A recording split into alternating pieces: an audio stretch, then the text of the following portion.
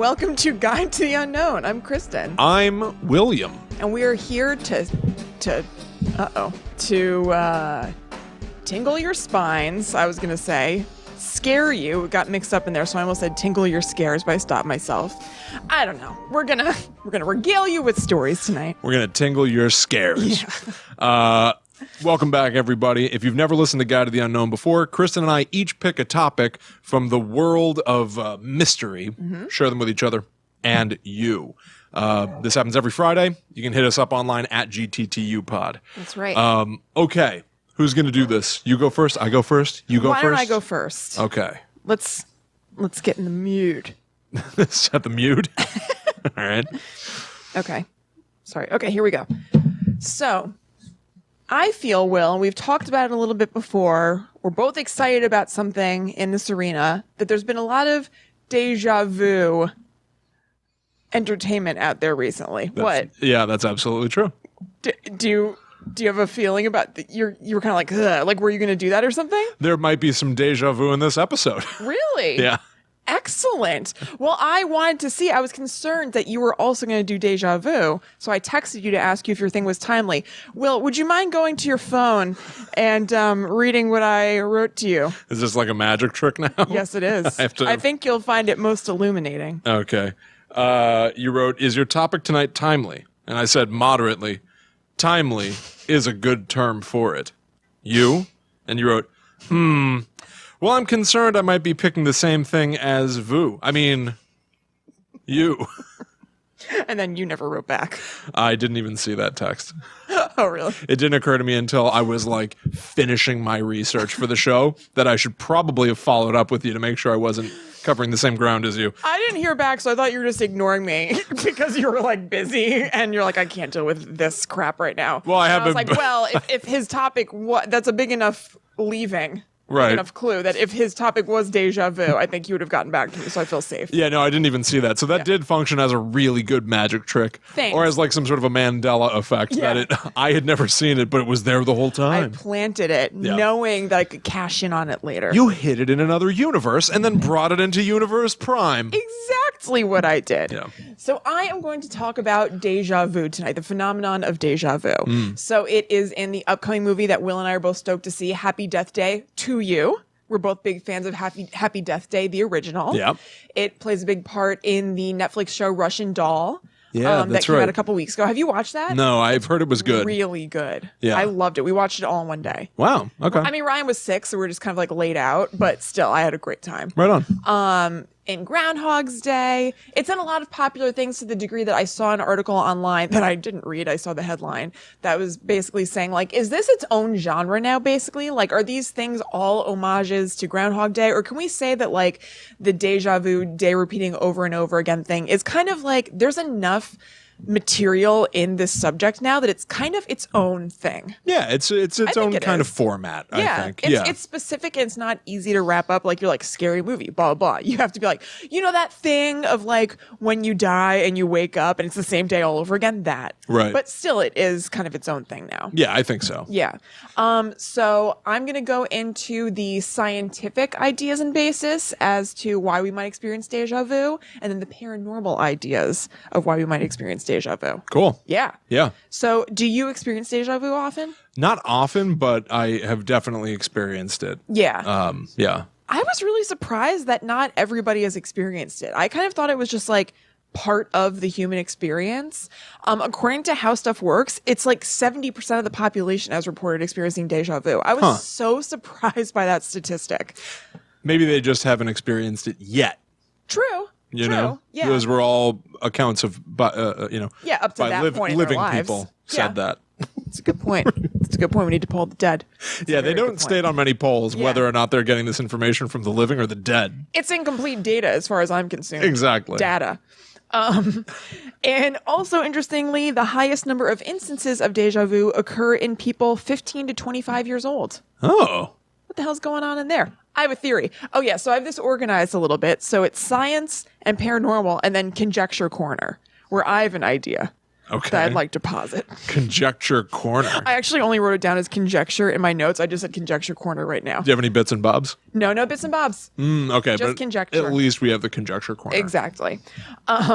So deja vu, if you guys don't know what it is by any chance, it's basically this overwhelming sensation or sense of familiarity that you have done or experienced the thing that's happening to you right now. It's usually very, very strong. Like, oh my God, like I feel like I've been here before. And it's so, I think that the concept of it is so familiar, and also for some people, like it's happened enough in your lifetime that the feeling is so familiar that you don't even acknowledge it that way. You just think like, oh man, I've got major deja vu, right? Which is just like, oh, I've done this before, but you obviously haven't. Like it could happen in a country you've never been to before, in a museum you've never been to before. So you could literally have never done that before, but you have this overwhelming sense of familiarity is the best way I can think to put it. To the 70 or to the 30% of people who've never experienced deja vu, that must sound nuts. That's completely crazy. What's so interesting about this, like deja vu is one of those things which I think is so cool and interesting and love, where like there are tons of people who've experienced it. So let's say 70% of the population. Some of those 70 are scientists and people who, you know, deal in things that are, or at least are in their professional lives or something, like absolutes. And I like that this is something that like almost everybody has proof of happening to them, and yet it's unexplained. Well, but proof is even tricky there, right? But it's inner proof. Like if you know that this happened to you, but you can't explain it, I feel like it's one of those things that opens up the possibility of other things that you can't explain, and yet you know to be true. If deja vu is so true, like why aren't other things true, even though we don't have proof of them? Yeah. And what's also tricky is that probably in the 30% of people who've never experienced it, they're probably also scientists and stuff. So a scientific mind who's never experienced it might look at a scientific mind who has experienced it and be like, yeah, but what are you really talking about? What are really your credentials? Or maybe you're not on the up and up. True, but 70% is a huge 70% is a lot margin. So even a scientist, I don't know how I got on this terror about scientists doing this stuff, but even a scientist like looking at this data would be like, okay, 70% of people have said they experienced it, even if I have not. Like I can't deny that data. Yeah. You know, like it's got to be a real thing, unless this is just like widespread like wishful thinking and or mania or something like that on like a very like minor degree scale. But I think it's cool. I think it's interesting that it's something that most people have experienced, that it might open you up to being like, well, what other weird things like might be real? It's interesting. I feel like it's also maybe because it is such a commonplace thing though. It almost gets put in its own category of like, yeah, deja vu is a thing, but ghosts are nothing. That's what I'm saying. I think it's so interesting that we're like, yeah, deja vu. But like, it's not that much weirder than a lot of other things that we write off, like ghosts or whatever. Yeah, it is. When you think about wacky. it, yeah, it's nuts. So the words déjà vu mean already seen in French. And when I was looking for like scientific information about déjà vu, there's actually very little about it, which I thought was kind of cool. I was kind of expecting to find more. Like, I didn't know any of this stuff, and I thought I was going to read like, oh, it's actually like when the synapse fires this way and blah, blah, blah. Like, I actually really thought there was going to be an explanation for it. Right. And I was kind of surprised and a little delighted that there isn't. People really don't know. So one thing that we do know is that this isn't obviously the case in all people, but it's definitely déjà vu associated with temporal lobe seizures.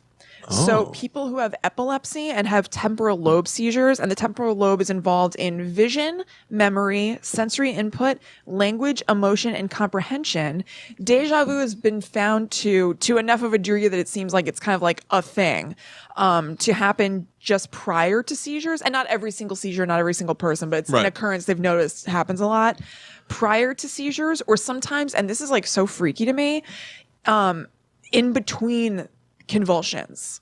So like, you know, if somebody was having kind of like a cluster seizure, maybe like in those moments of lucidity, because during seizures, I mean, I kind of know some stuff about seizures because my dog has epilepsy. I'm sure there's a lot I don't know. So if I'm saying something wrong, I'm sorry. I don't mean to like misrepresents seizures. I don't know. But and my understanding is that during seizures, you're unconscious, like you don't know what's going on. So from what I was reading, it seems like if somebody's having a cluster seizure where they're unconscious, come out of it for a period, they have another seizure and they're unconscious again.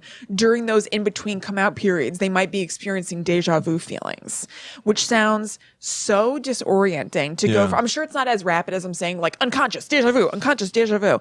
But like coming back into consciousness from what I've read is so disorienting as it is. To add in like that weird, cool, but also strange sensation of deja vu sounds extra just disorienting and confusing. Like, where am I? What is going on? Right. I've been here before. I've been here before. Right. And I just woke up. I don't know what was happening. Cause it's not like you like necessarily, I'm sure it depends, but like, no, like, oh, here comes a seizure. You might kind of, but there's always that drop off. You know what I mean? It's not like gradual. You're not having one and then you have one. Right. So it just sounds like that sounds very intense to me.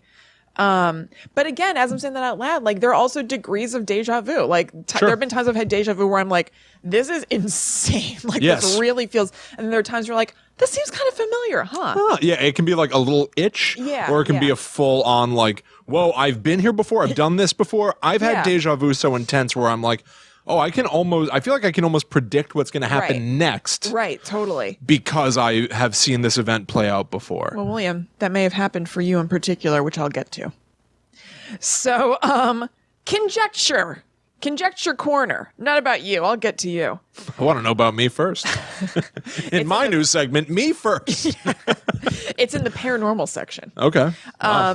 So my conjecture about this thing with the seizures. I tried to do a little bit of looking up about this, but I didn't find it.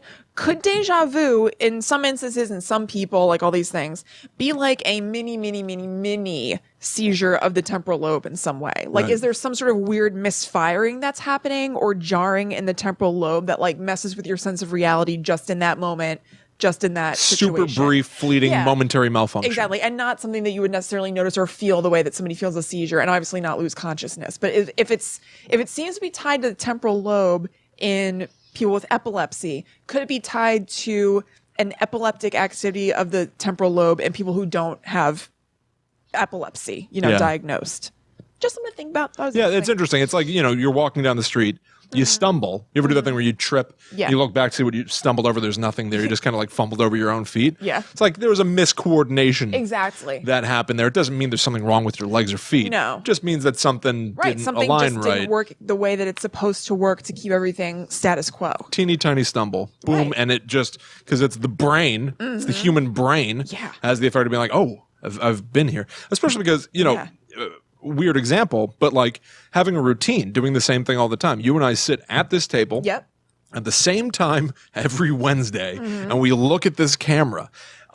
It's not as if this feels like deja vu. Yeah, you know what I mean? So it's even totally different from the feeling of familiarity. Yeah, it's like this overwhelming, like, oh, I'm in a construct. Right. This is like everything, like a particle of dust moving through the air feels like it's moving in the same pattern as I've seen experienced before. And I think it's the knowing that the familiarity isn't warranted. Like, we feel somewhat similar when we do this because we know we do this all the time. Right. Like, it's weird to have that sense of familiarity when you don't have that knowing that this should feel familiar. Right. It feels just totally incongruous with what's going on. Like, the emotion doesn't match the intellectual knowing of what's happening. You emotionally are like, oh, I've been here before, but you're intellectually are like, no, I haven't. I haven't had this conversation before. Right. It's so weird and so cool.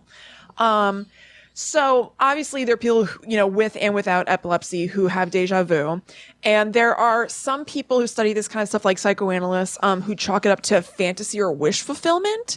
Like, they kind of think that it's sort of like I don't know. The way that I read into this was that it was almost like the idea of like, again, the most benign mass hysteria, if this is what these people's theories are, that like we know that deja vu is a thing, so we kind of like will ourselves in some weird way to experience it every once in a while. I don't believe that at all. Yeah, but I think that that's what they're saying. Spoken like a true 30%er. Yeah, right, totally. Yeah, I think I know which pie piece those psychoanalysts fall into. Fall into, not eat? No, I'm talking about a graph of 70 and 30. They fall into that little 30 slice. I know which piece of the pie you're eating. I know which triangle you're sucking, kimosabi. That's right. Ew. That's how you eat pie? Suck on a pie. Ugh. Yeah. Filter it through your teeth. That crust is going to get so wet. Oh, yeah. Gross. Okay. And then I lost my place, unsurprisingly. And then exactly what we just said. A lot of psychiatrists say that it's a brief mismatch in the brain that confuses the present with the past. Right. And I wrote, does this tie into my conjecture? ? I think it does. Oh, my. So kind of a misfire of the temporal lobe. It's interesting, though, to think of that as misconstruing the present and the past. Right. That's funny because, It's oh man, there's a quote from Grey Gardens where she's like, it's hard to keep track of the present, the past. Something like that. It's hard to keep track of the past. That's funny. That's a very interesting. That's something to chew on for a while. It's absolutely. Yeah, it's intense. So there's also this school of thought which was brought about by Swiss scholar Arthur Funkhauser, great name. Man. That there are different categories and nuances to deja vu, which we kind of talked about in a way, and that we can understand it better if we study those particular categories. So he kind of coined the term deja visite, I don't know if I'm saying that right, for already visited, meaning specifically that you feel like you've been to this place before, this geographical place. And then deja vecu, VECU, for already experienced or lived through, which is kind of the more that's kind of what we think of deja vu as altogether, but he's sort of dividing them into those two categories. Yeah, drilling deeper. Deja vu is the overall sensation. Right, and deja visite is this place I have been to before. What is happening that makes us feel that way about a place? Versus an action. Right. Right. Or just something going on. Sure, yeah. I tried to look up more because I thought it was interesting, but they were all academic papers, and I lost my mojo. Right. Yeah, that's perfectly fair. Yeah. Okay, so now the paranormal ideas about what deja vu maybe is. You know what? I'll fast forward to how it might have to do with you. Oh, okay. Scroll down a little bit. Okay, so some people think that it could have to do with clairvoyance. So maybe that you didn't actually experience this in the past, but maybe you for real dreamed this experience. You actually had this dream and your experience, you're having that deja vu because you have seen this before, but it was in your dream, which was a predictive clairvoyant dream. Yeah, I like that, especially because the psychics told me that I would get most of my visions through dreams. So it would track theoretically that my experiences with deja vu, deja vu are because I've oh, nothing beats my Hellman's deja vu. That was a Dijonese commercial that I've had stuck in my head for 20 years. If there's a doctor like Heinrich Hellman who studies deja vu and he needs a podcast theme song, give us a call, Heinrich Hellman. Do you guys remember that Dijonese commercial? Do you remember Dijonese? Is Dijonese a thing anymore? I don't know. I don't know. We can move. For more conjoined condiments, head to youtube.com/talkbomb. That's true. We uploaded a couple of bonus videos loosely under the banner of Guide to the Unknown, where Kristen and I explore websites. Yes. One of them was a PB Goober user review thing. Another food portmanteau. Anyway, yeah, it's video exclusive. Yeah. But so anyway, I think that that's an interesting idea.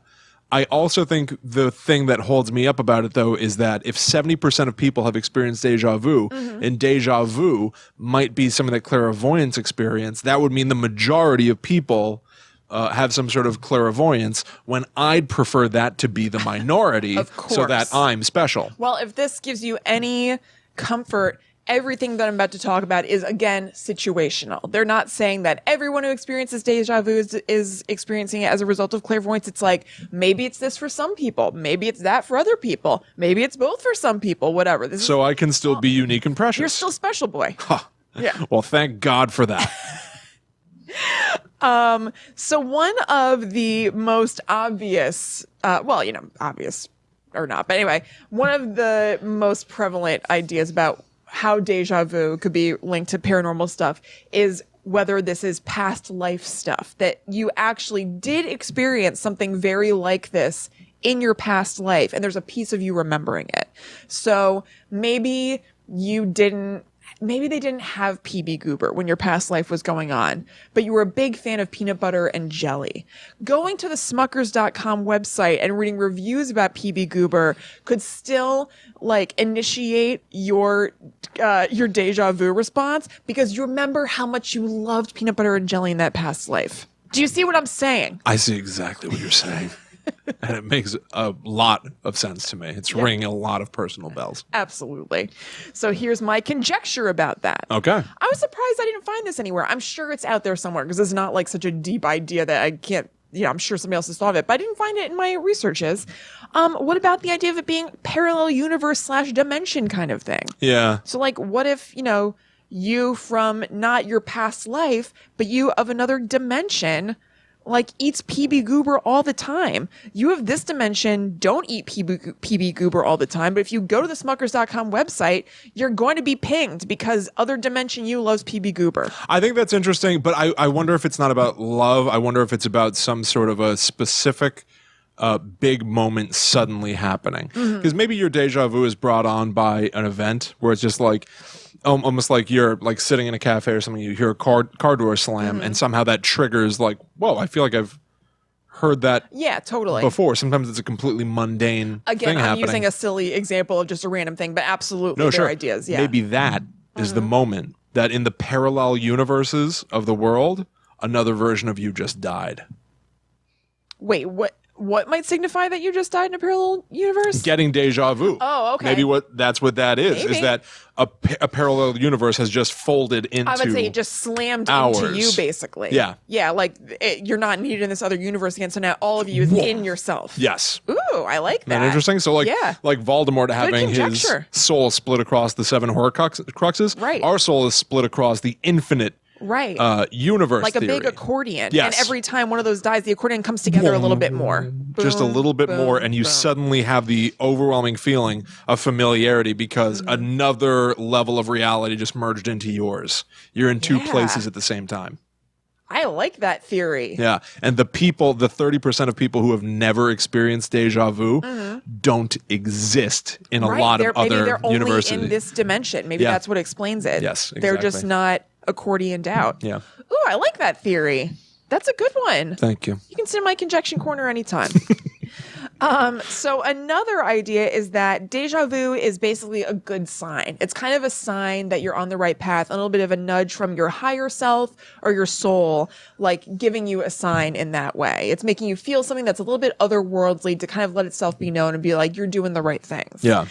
So it's kind of akin to synchronicities, which are like things that you could write off as coincidence but seem beyond coincidence, not in the deja vu way, but just things where you're just like, what are the chances? But sometimes to like extremely nuts degrees that do feel so unlikely that they do feel guided by some unseen hand in some way. That's just like, how could this be a thing? Yeah, that's interesting. So both of those things are subtle signs that your mind could kind of brush off, but they could be signs that your unconscious mind, then I guess I went off a little bit here, perhaps the part of your mind connected to the universe, the collective unconscious, that well of trust, I was really having a moment, is letting you know that it's with you and you're doing all right.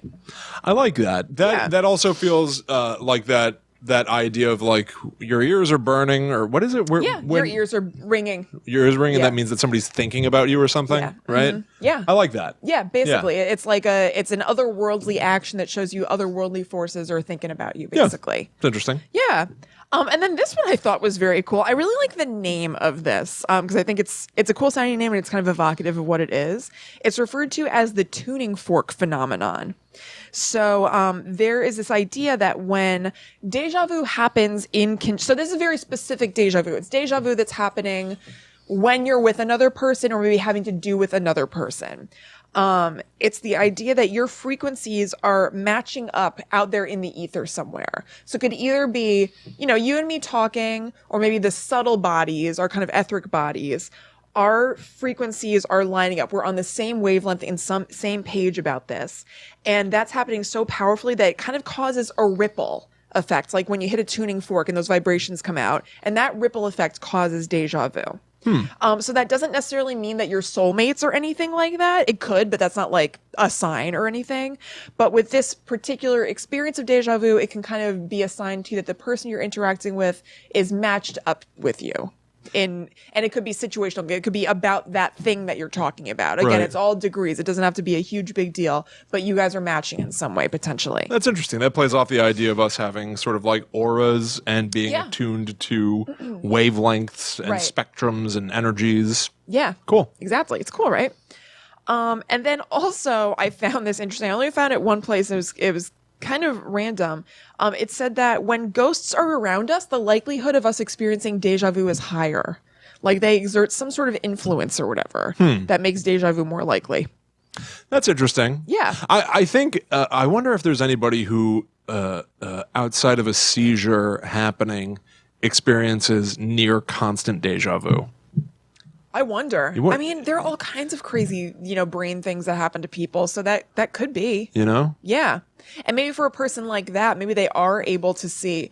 Well, I feel like I would have come across this because now, I mean, I'm totally making this up. But I'm thinking if there were a person like that who was having near constant deja vu, and if they were studied, I would imagine there would be things going on in the brain that you could see, like, oh, when this happens, this is firing to that or whatever. True. You know what I Right. mean? That would help So you maybe nail there it. is a person who experiences that, but I didn't come across anything like that. But it's a very interesting idea. Or it'd be cool if deja vu does mean that another parallel universe version of you died, and we find that out as like a fact somehow. You know, I don't know. Right. God tells Yeah. us that or something, whatever. Yeah. And then there's somebody who's like, huh, I don't believe it. And then they start experiencing deja vu Yeah, on they're the like, oh, you don't regular. believe it, huh? And there's a dimension hopping assassin after them. Yeah. Ooh.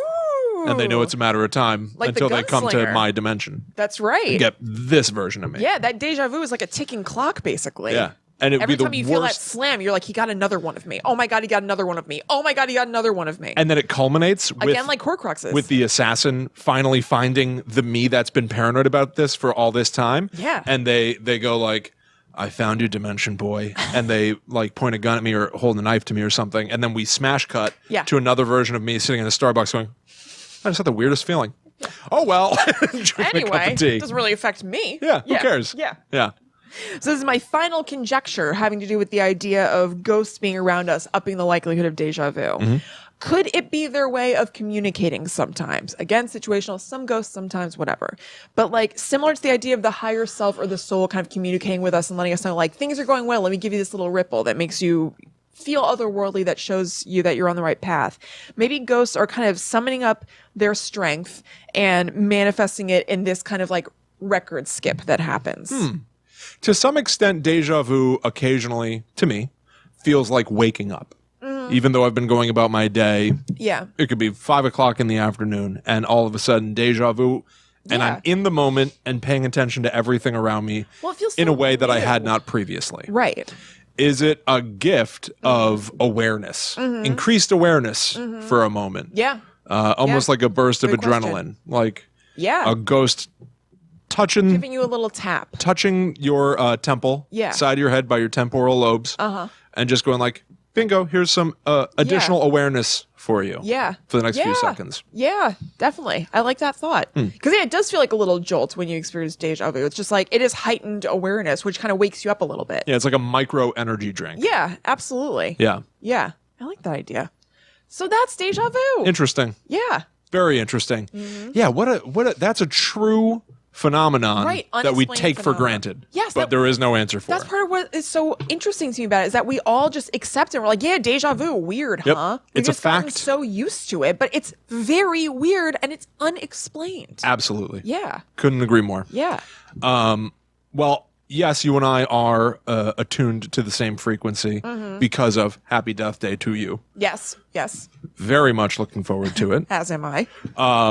So my topic tonight deals with other sorts of phenomenon in a realm similar to yours. Kristen, tonight I'm going to tell you all about time travel. Great. Now, I looked into a few things here. The sort of mythological representation of time travel, pop culture. Can time travel really happen? Ooh. And I'm going to end it all with a special little segment about instances of real time travelers Okay. in our history. Great. So the idea of time travel goes back a long ways. And I'm going to sort of try to divide this topic into two sort of concepts. Okay. One is people who travel back in time, and the other is people who travel forward in time. Okay. Traditionally, most of the like old, like going back to the year 700 stories about time travel are about people accidentally traveling further and further into the future. So let's go. Big oopsie. Yeah, big old oopsie. Let's go back in Hindu mythology to a Sanskrit epic called the Mahabharata. It depicts a king who travels to heaven, and then when he comes back down to Earth, to our plane, he's surprised to find out that ages have passed. His kingdom is gone. Yeah. There's a Japanese story called the Urashima Taro about a young fisherman who visits an undersea palace. After 3 days, he returns home to find out that 300 years have passed. Oof. This is a recurring theme that shows up in different mythologies around Love the that. world. You know I love that. Isn't it fascinating? I love it when different things show up different places. Before internet time, before that, they've just separately all had the same idea. Doesn't that seem like a coinky-dink? What if you went Yeah. somewhere and then when you came back, more time had passed than you thought? Right. Your family is gone. You might have grandkids that are older than you. Yeah, now. yeah. Something wacky like that. That's a mind fudge. Pretty common. And then we're going to jump way later in human history. We're going to go to the 1700s to talk about time travel fiction. Cool. The earliest fictional time travel story is not an agreed upon thing. Nobody is like, this is absolutely the earliest one. However, it seems like this is for sure a contender. It's the story Memoirs of the 20th Century, written by Samuel Madden. Okay. This is in 1733. Very strange. 1733. It's essentially a book of notes. Yeah. The notes are all written by British ambassadors in the year 1998. Okay. And they are writing to 1700s people, so to what would have been the modern day at the time. These are Right. notes from somebody in the insane future of 1998 telling us about their future and about like how the world is politically and how it has developed like in terms of its religions and Yeah. everything. And the mechanism through which we got those letters, according to this book, are that the British ambassadors wrote their findings, and then to deliver them to people 200 years ago, they gave them to a guardian angel who delivered them to the past. So the world's That's first, right? It's like a simple little Yeah. guardian angel mailman. Yeah. The earliest fictional storytelling time traveler is a guardian angel. I mean, who better to have the means? I guess. You know? I guess. And then that's going to continue through a few things. I mean, this is jumping way further ahead, but just like time travel as a concept of science fiction or as like sort of like fantasy and mythical stuff. Yeah. Like It's a Wonderful Life. Mm-hmm. You see what happened, what the world would be like without you. Yeah. And that's done through a guardian angel. Right. You know? Right. True. A Christmas Carol.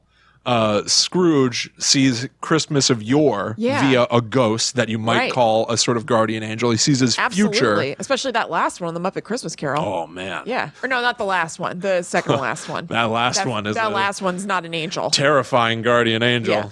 I want to, when after you watch Russian Doll, hit me up because I don't know if there's something that happens in it that reminded me of a Muppet Christmas Carol. Oh. And I don't know if it happens in the regular Christmas Carol or not. I don't think it does. Yeah. That's definitely piqued my interest. I'm a big fan of the Muppet Christmas Carol and no other versions. Same. I hate a Christmas Carol. I despise a Christmas Hate. Carol unless there's a Muppet Oh, in absolutely. it. I love a Muppet Christmas Carol, but that story is garbage to me without the Muppets. Yeah, it's garbage that should be in the Banya. Yeah. Absolutely. No, Give her a thank you. flush. Yeah. Here's a classic time travel story. Yeah. And again, this is about traveling forward in time, interestingly. Rip Van Winkle. Kristen, what do you think you know about Rip Van Winkle? I think we talked about Rip Van Winkle on the show. Somewhat right? recently. I do not remember. No, I think it was a long time ago. No, somewhat recently. It was part of the Really? Sleepy Hollow topic that I did back in October, I think. because it's written by Washington Irving, and it was found in the same original book of short stories as the Sleepy Hollow tale. I think you went into Rip Van Winkle lore during like a Land of Nod episode or something like that. Maybe. But yeah, he definitely came up somewhat recently. Yeah, I don't remember at all. All right. Do you have an image in your head of what Rip Van Winkle looks like? Yeah, like an older guy with like a sleep cap on and like swirly whirly slippers. Okay, so it's all about like he was like tucking into bed or something. Yeah, and like he's grown a long beard because so I guess See? he went Exactly. he went to sleep and then time passed a lot. Right. Yeah, like hundreds of years. Right. Okay. Or something, yeah. right? Yep. Wrong. Oh. Dummy. I set you up to fail. So this is an odd story. What, are you kidding me? You made me look like a fool on my own show? Well, I for sure thought, This is what we're doing now? yes, Okay. absolutely. All right, it's on. It's on like Donkey Kong, mon frere. Oh, I didn't help.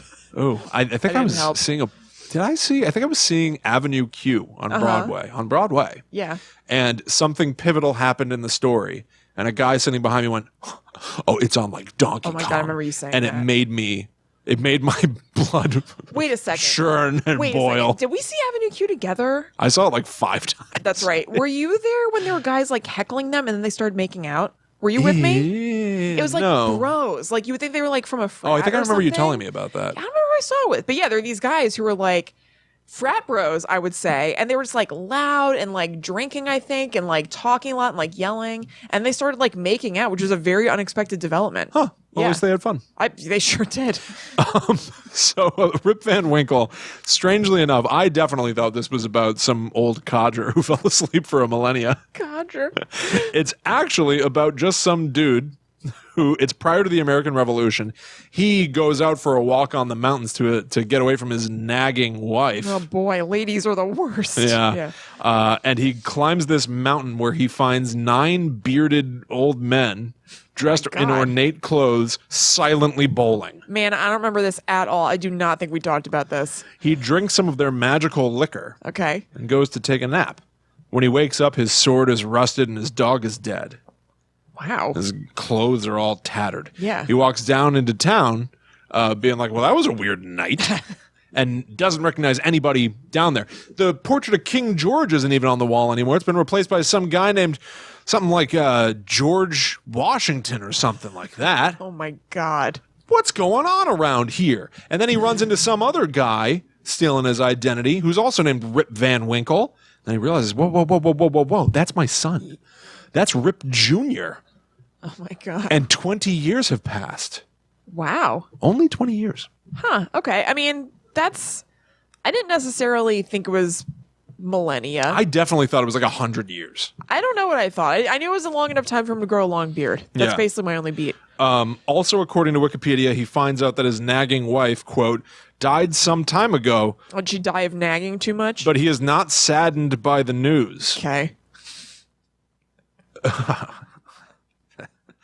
Cool? Yeah. That's not great. Flush that attitude down the toilet. Yeah, 'cause this Rip Van Winkle's Yeah. got a real crappy Yeah, dude. he can go back to sleep for all I care. Yeah, go back to sleep, Rip.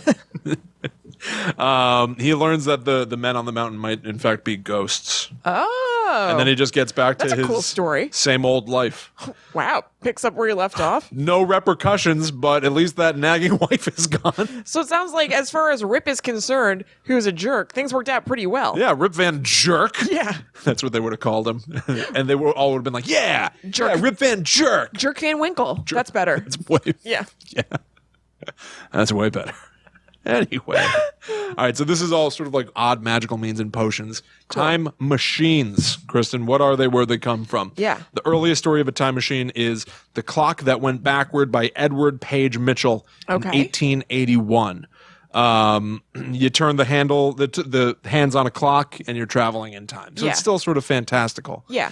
Scientific time travel, to some extent, happens in The Time Machine Mm-hmm. by H.G. Wells, 1895. This is the first one where it's like you get into the machine, Right. you pull these levers and stuff, And like and this baby, is definite. We've designed this to be a time machine. absolutely.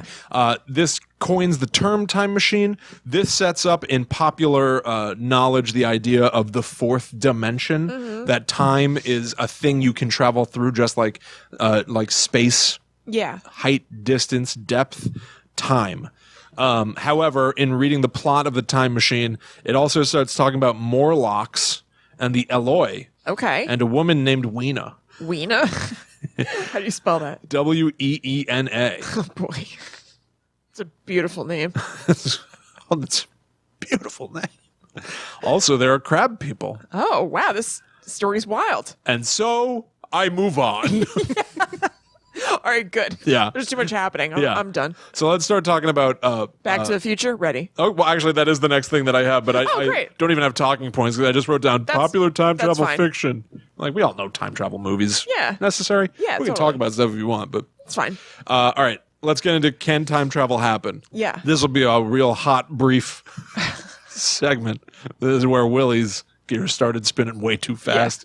Didn't have the bandwidth for this. I think, again, I referenced it before. I think that there's an episode of In Search Of, hosted by Zachary Quinto, about this subject, if I remember correctly. I don't remember anything about it, but I'm pretty sure there was a time travel one. There's a subreddit called Explain It Like I'm 5. And I started looking up time travel concepts on there, and they helped me out massively.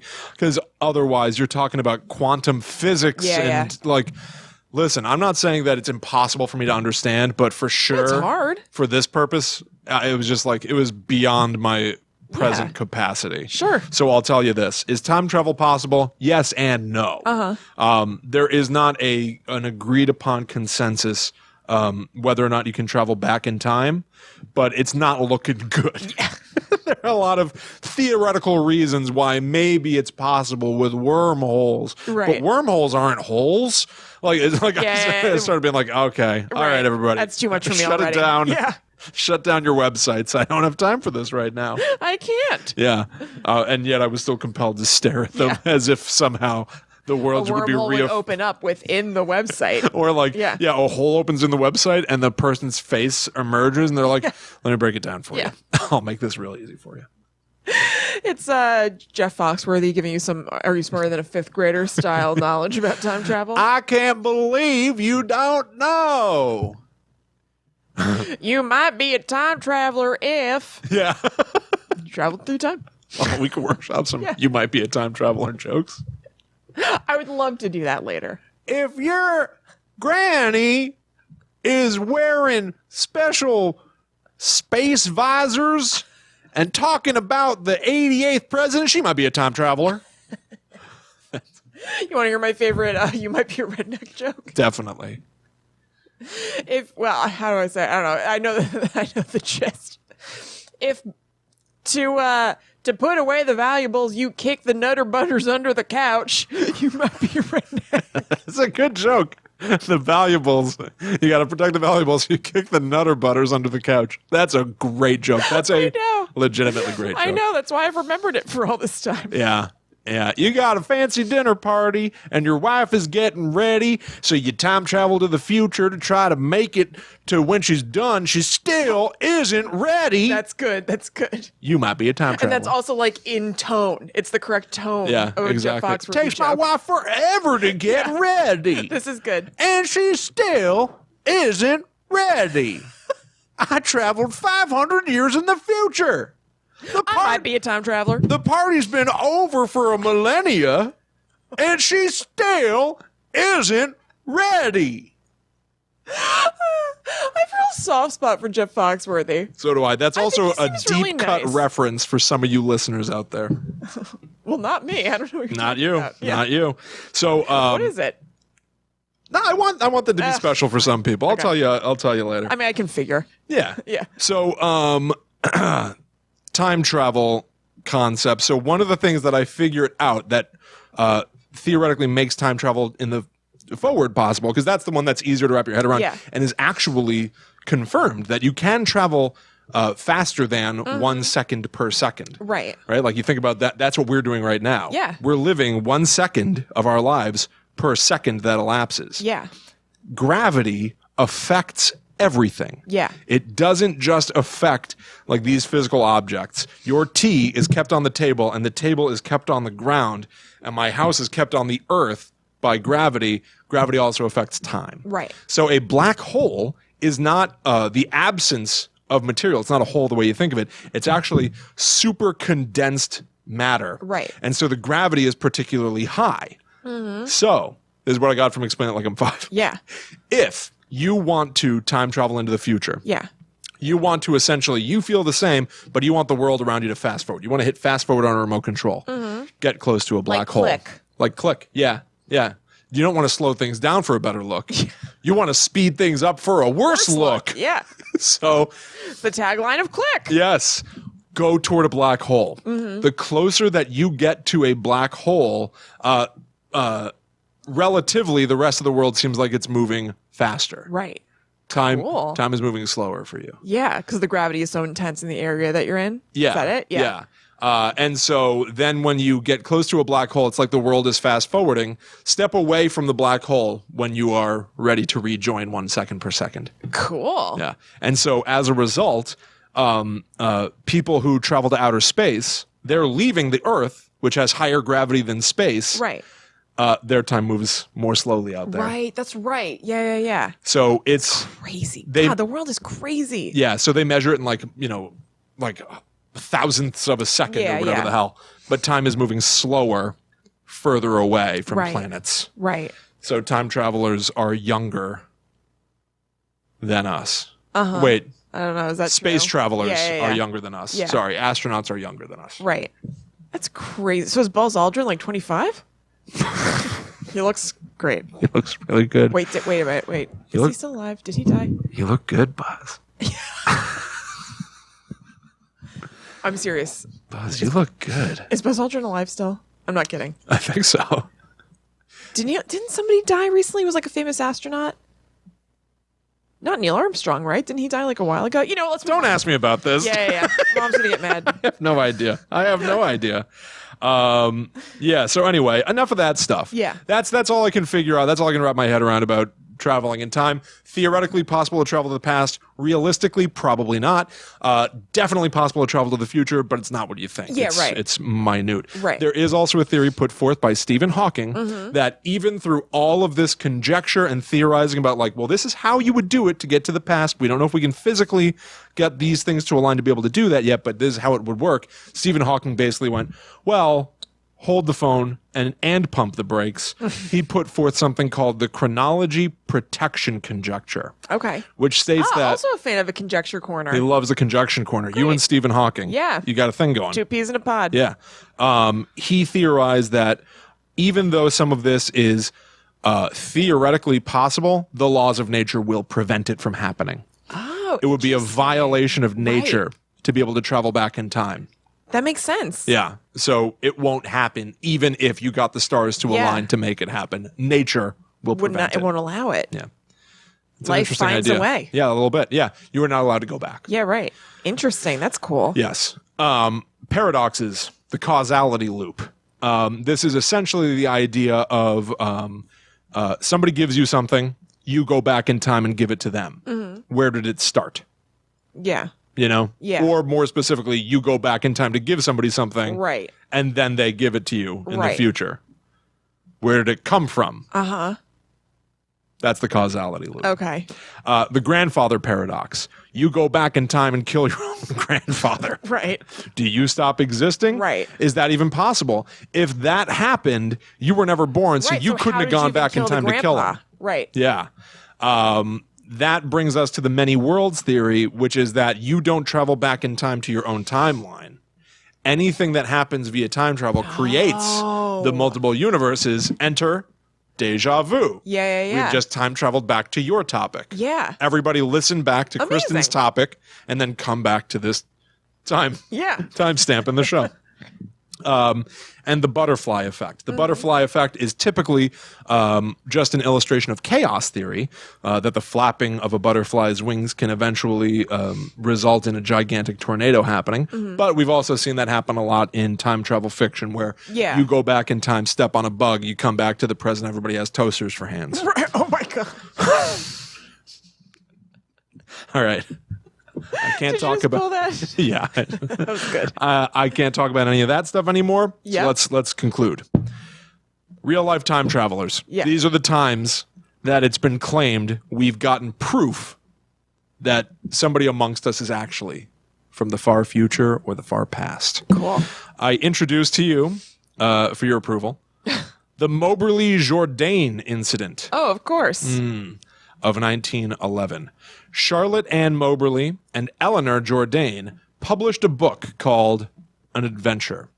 It chronicles their experiences visiting a small chateau on the grounds of the Palace of Versailles. Wow, in a lot France. of French words that I feel like you're doing a good job on. Thank you. Welcome. Monsieur, Mange tout would be proud. Bonjour, Monsieur. too. Bonjour. They visited these grounds, and essentially, they were expecting them to be run down.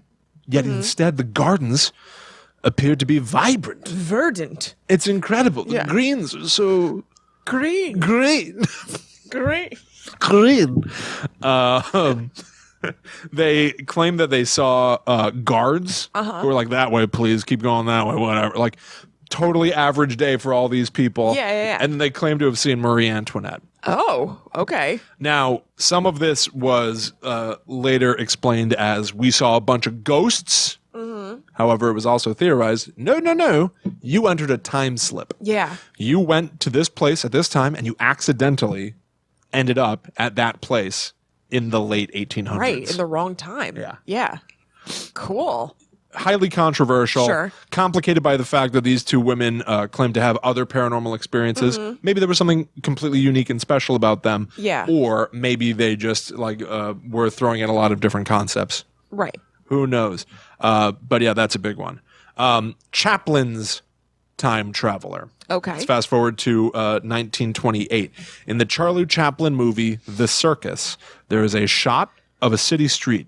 In the background is a woman seen walking around holding a black rectangle up to the side of her head. I think I've heard of that. In the year 2010, people were watching this on DVD, saw her, and went, whoa, that's a time traveler using an iPhone. Yeah. In the background of this Charlie Chaplin movie. That's awesome. It spread far and wide. It was circulated on like the local news. It was everywhere. People explain it away. I still haven't seen anybody pull up the exact thing she would have been holding that was timeline Appropriate. appropriate. Yeah. But they say it could have been an ear horn. Okay. That she was hard of hearing. Yes, and sort of device. So sort of like a rectangular ear horn, or it just like looked weird. She was holding it up to her head. She's definitely like in the background, looking like she's so chatting on the phone. weird. Yeah. What the hell? I know. Some people say that at the time there was technology that was like a hearing aid, Right. sort yeah. of thing. So maybe it was that. Yeah. That's so strange. Yeah, that's happened several times. Really? By the way, yeah. There's In movies, you mean? Oh, in everything. There's a Yeah. Mike Tyson match in the 90s where you can see everybody's watching the match. It's like the mid 90s. Yeah. Cell phones they existed, but I mean, you know what Yeah. 90s cell phones were Yeah. like. It was And a yet different somebody animal. is in the crowd recording the fight on a vertical rectangle. What? What? Yeah. What's going on? I don't know. Time travel. What? Time travel. Time traveler came back to the past to record a Mike Tyson What fight must this that hadn't been be? recorded in their timeline. What must this be? The Yeah, right, footage like, yeah, why'd of they this come Mike back? Tyson fight Yeah. wasn't available in the future. Right. Right. What is this? Now, you could also make the argument that there are undoubtedly there are Apple employees who are using prototype devices in the field. Yeah. Right? Like, yeah, true. Yeah. Gawker and Gizmodo got banned from any Apple events because somebody who worked at Apple was using like an iPhone 5 or something and left it at a bar. And Gizmodo bought it to start reporting on its specs. Yeah, yeah. And it's like, well, that's somebody that's using future tech. Right. But it's for a reason, for like a privileged, I work on the team that's making this, I'm testing it reason. And that's also very it's very close future. I would imagine that these notable things aren't like, oh, they're using the iPhone X when only the iPhone 7 was available. Well, who knows? Maybe even the phones that we're using are a fraction of the power that we should be capable of, but the government is holding on to it. Well, no, I mean like Maybe that guy was a government employee who had an I guess I see what iPhone, you're saying. an iPhone-esque device in the 90s. Right. Oh no, to be flashing them around like that? It would be a pretty bad idea to be Yeah, that holding seems it like- up in yeah. the air recording a Mike Tyson fight Yeah, where it there are seems- other cameras recording it and you. Right. It's very high profile Wow. Yeah. Also, Interesting. there's some people who like to point out that there was some sort of a, personal camcorder that was a white vertical rectangle available at that time commonly, but those people are just naysayers. That was definitely a time travel. So let's move on. Was that camcorder like thin, like a phone? That sounds like a weird camcorder. It was weird. I don't know why that made me laugh. It was weird. My next topic will be weird electronics. It's really strange. That doesn't sound like an appealing camcorder. Yeah, but, well, whatever. A flat rectangle? Like, why? Anyway. All right, let's talk about the hipster. Okay. A 1941 photograph taken at a bridge opening ceremony reportedly shows a modern-day hipster wearing cool guy sunglasses and a cardigan over a printed T-shirt. I mean, how many hipsters look like they're like, like street people of the 30s? Street people of the 30s. Yeah, I think that I have to see the picture, but like just off the top, I feel like a hipster could fold neatly in, or a hipster look kind of thing. Like it's not surprising to me. Well, I mean, this was the era of everybody, all the men wearing hats and suits. Were there mustaches involved? No mustache. Okay. No mustache. But his hair is like kind of like wavy and kind of combed back. It's not slicked back, but it's like kind of combed back. Yeah. And he's standing there looking like particularly cool Oh my God. at this bridge opening ceremony. He sounds really annoying. With a cardigan and a printed tee, which was not the style. And there are some people that like to point out that it was also common at the time to sew emblems onto your clothes. But those people... The naysayers. They're the same people that want to pop your balloon. So let's move on.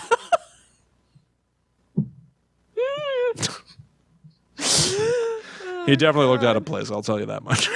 Well, I'm excited to look at this. But there'll be like listicles or wherever that go around that's like, look at these hot Victorian people. And you're like, whoa. Yeah. Because you're used to seeing ones that are just like, they look so from another era. But then there's some guys who got like some old Victorian swagger. Yeah. And they're wearing clothes that like look recent enough where you're like, yeah, that's like a hot dude. Where you could just, you could put that kind of story onto that and be like, that's a time traveler. Because like, man, look how disaffected he is. Remember when they tried to make, what is that H.G. Wells story? I think it's H.G. Wells. He has a story about, or there's a story about chasing Jack the Ripper into the future. You know what I'm talking about? It kind of rings a bell. They tried to make a sexy boy show about it. Oh, like last year sometime. Yep. I don't know what it's called, but I remember they made a sexy boy show It's like about Jack sexy the Ripper. Jack the Ripper. Yeah. Having a Victorian era dandy travel to 2019 Brooklyn and fit right in. Right. Nightmare. And be like, maybe he's even like, oh, I was an outcast in my own time, and here I'm the hot new thing. Right, I'm so comfortable. Yeah. I mean, I feel like that would be Brooklyn of like a number of years ago. Right. Maybe not today, but still. Oh, well, whatever. Yeah. Still. Yeah, well, you millennials with your avocado toast. Boy, is that joke old yet? Feels fresh to me. It feels like the oldest person joke in the world. I heard a podcast I listened to was talking about some movie. Avocado toast is good. And they were like, I bet millennials like this. Yeah, they probably eat avocado toast while they watch it, right? And I'm like, that was not funny when that was first announced as a joke, but it was somewhat accurate. Yeah, to be fair. Sure. But now it's just like, oh my God, it's been like 2 or 3 years. So old. And also get on board. Have you had avocado toast? It's really good. Oh. Anyway, let's get to an urban legend. The legend of Rudolph Fentz. Ooh, wow. That's a hell of a name. Rudolph Fentz. It's an urban legend from the 50s. This has been reported as a fact. Okay. By who? Everybody, Kristen, everyone. In New York City in 1951, a man wearing 19th century clothes was hit by a car. The subsequent investigation revealed that the man had disappeared without a trace in 1876. Oh. The items in his possession suggested that the man had traveled through time from 1876 to 1950. I want to know what these items are. Or some like old timey. A note that says, I'm from 1876. And a lot of people like to point out that this was a fake story. Right. But those are the same people that tell you not to bother making a birthday wish. You're right. They're going to sit on your sandwich.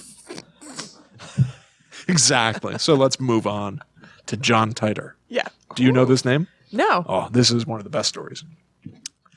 The year's 2000/2001. In the age of the old internet. Message boards Are the rage. are all the king. rage. And king of the suddenly, internet. somebody using the username John Titer begins posting about how he hails from the year 2036, and he is an American military soldier selected for a time travel mission and sent back in time. That's great. He posts about his world. He lives in a war-ravaged timeline because, you see, What year is this again? this is the year 2000, Well, but like, what's his year? 2036. Oh boy. Okay. He talks about how starting in 2004, the world was on the verge of global change. Nuclear war loomed. In 2015, World War III struck. Oh. You see, Kristen, there were border disputes. Oh. And there were wars over religion and stuff, Yeah. Etc. et cetera, et cetera. Order and rights and border clashes and overpopulation. Okay. Odor population. Anyway, in his time, and there was a civil war. Of course. Naturally. He also warned of the spread of Creutzfeldt-Jakob disease, which is spread through beef. What? This is arguably... So he definitely just had okay, this person who did this had a friend named Jacob Kreutzfeldt. And thought it was funny to talk about this being this disease that I feel like- ravaged. I think there's a chance Creutzfeldt-Jakob disease is real. Oh, really? I think there's a chance. He was just like, there's an epidemic of it. I don't think he made up a... Oh, I thought he made it up. My friend Jacob, his mortal nemesis, Jacob Creutzfeldt, he Yeah, turned right. him into a disease. Creutzfeldt-Jacob disease. And he showed his friends, and they're like, oh, man, good one. Wait until Creutzfeldt... Wait until Jacob Creutzfeldt hears what I've done in my latest prank. It's taken me months of planning. But I've turned him into tainted beef. That sounds like an old-timey insult. It's like being like, You've made tainted beef of me. yeah, right. That's so stupid. So maybe this guy is actually from the way, way past, zoomed into the future, and Right. then Yeah. did this. Yeah, man, he's from all With over that the tainted place. beef reference. John Titer's like rubber banding. Can you imagine the deja vu this guy's got? Gone everywhere. So he claimed that he was sent back in time. He needed to go. The original mission. The United States military used their time travel tech to send him back to 1975 to get an IBM 5100 computer, which they would need to debug the legacy computer programs found in the year 2036. Wow. He claimed he was the descendant of one of the original programmers that made that computer, which is why he was selected. Ah, Woz? What? Steve Wozniak? Steve Wozniak? My name's Little Gordon Wozniak. Steve is my grandpappy. To prove his lineage, he posted a bunch of facts about the computer that had not been made public before. Was that true? They really hadn't been? They were accurate. They were accurate. So who the hell is this guy? Everyone immediately went, oh, he's a computer scientist, and people pretty much know who he is. Oh, really? But That's anyway, really we'll get to that later. People like to say... Yeah, that he's a computer scientist, that he works in the industry and has access to this kind of information. But let me tell you the truth about his travels. Yeah. He then claimed he decided to make a personal trip to the year 2000 to visit family and take some family pictures and heirlooms that, in his timeline, had been destroyed in the nuclear war. Oh boy, but I feel like that creates a paradox. And while he was there, he started posting on internet forums about the future. Oh, so he wasn't posting this from the future? It was No, he was saying, I'm in the year 2000 with you, but I'm from the year 2036. Oh, okay, I thought he was posting in the year 2036, but it was reaching us somehow in the year 2000. No, he was he like, came I'm back. sending this back to you somehow. The government I gotcha. said, go to 1975 and get this computer. He did that. Yeah. And then he was supposed to come back with it, but instead he was like, I'm going to stop and visit some family first. Gotcha. You know, like when the military tells you to do something and then you decide to take a personal you detour casually- for a while. Yeah. Right, you veer from that course of this super secret mission that you're on, Traveling through time. and they're chill with it. and you start telling people you're traveling through time. Right. And you're in the American military. Yeah, you know that thing of that. American military in the future. Yeah. Man travels back in time, starts talking about how to avert the future crisis and win the future war. Right. Do competing world powers try to kidnap that man? Yeah, absolutely. This guy's got great information. It's almost risky to lie and say you're a time traveler, Yeah, true. Yeah, you're right. Because if somebody takes that too seriously, you could be in major danger. right? As stupid, major danger Yeah. might get you. Yeah, absolutely. You got to put some sort of blocker on that message board that keeps it from major danger and his agent's eyes. Agents of danger. Danger agents. The AOD. Yeah. The Agents of Danger. That's right. Major danger. Right. Donald Danger. But yeah, for real, like if I right now was like, Yeah. I have intel about the American strategy in the future war. Why wouldn't some other place just be like, all right, get that tubby guy from Jersey right. just in case? It sounds like he might know something. Sounds like he's lying, but yeah, if not, what we if can he's just kill him. not? Right. We'll have future information. Anyway. So Titer started to say that the many worlds theory of time travel is the accurate one. They know this after having come up with their time travel tech. So by him telling us what's going to happen in the future, he's also effectively preventing it from happening. Ah, okay. Yeah. And some people say that that was just a convenient excuse for the fact that his predictions never came true. I'm not here to hear that, Will. I can feel the benefit of the doubt. Yeah, exactly. You know, Yeah. those are the same people that like to, Right. you know, do something or other Right. that I don't have time for. So, Squash your salami. yeah. Anyway, this is all rad. Mm-hmm. And I love the idea of all of this. Yeah. But for sure, it seems like there are people out there who tried to hunt down who John Titer is. Right. Eventually stopped posting. People are fairly confident that there is a Florida entertainment lawyer who he and his brother were behind the John Titer posts, and that they'd been working on it for several years, that they had actually started posting stuff like this in 1998. They even documented what it would take to make a time machine.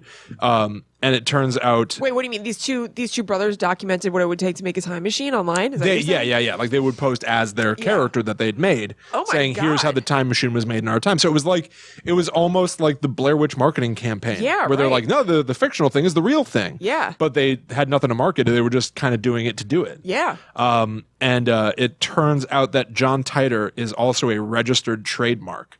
So this was like a creative entertainment proposition. Right. I'm like doing a multimedia sort of thing, which is actually very cool. Yeah, I think it's I genuinely think that that's rad. Yeah, that's a cool idea. I think it's a fun idea for a future person to be posting on our absolutely. as of now primitive message boards. Totally. And whatever. But it's also just cool as like a story. Yeah. For fun. That reminds me of the episode of Beyond Belief Fact or Fiction that I was watching last night, where somebody bought a used computer. Yeah. And then messages started coming in from it from the previous owner who was trapped in an Egyptian tomb or something that caved in. Whoa.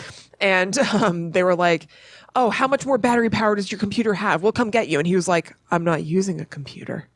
His mind was just connected to the computer. Whoa! Yeah. I didn't make it to find out whether that was fact or faked. Oh. But I have my guesses. My suspicions. And there you have it. That's basically my time travel Amazing story for you. Mind bending Stories, the real life implications of travel, and Yeah. theoretically the people who we've caught time traveling in movies and stuff. Right. That's Yeah. awesome. Yeah. I definitely want to see the picture of the lady in the Charlie Chaplin movie. I haven't seen that before. Yeah, it's interesting. We should look that up. Yeah. Maybe we'll do another quick little bonus video Yeah. after this to go online. Yeah. So that people can watch us watch the time travelers. Yeah, let's do that. Cool. But yeah, there you go. I think we've given all of you everything you possibly need to go see Happy Death Day to you. Yes, absolutely. Thank Now you for you're stopping here well-equipped. first. Yes. To get up to speed Right. with the concepts. With how all these things work. Yeah. So we'll see you next week. In the meantime, you can follow us on all social media at GTTU Pod. You can join our Facebook group, which we just kind of like rebranded, I guess you would say. So now you can search for Guides to the Unknown, Secret Society. And we have a cool new logo that William made. Or you can just go to facebook.com/groups/GTTU Pod to find that. Join our secret society. That's right. I'm hearing whispers from the internet. Me too. You can also follow Kristen and I individually online. That's right. I'm at Chillin' Kristen on Instagram. I'm at Haunted Sponge. If you enjoyed this show, please tell your friends. Leave us a 5-star review on iTunes, Apple Podcasts, whatever they want to call it. Yep. And consider going to patreon.com/GTTUpod to give back and enable us to go do weird things out in the world. Yeah, we would super appreciate it. You can just donate anything that you want. Yeah. But thank you all so much for hanging out with us. We're going to go now, but we will see you next week. In order for us to get more information, though, we must travel. Back to the netherworld. Go away. Where's the camera? I can't see it. Good night. Good night.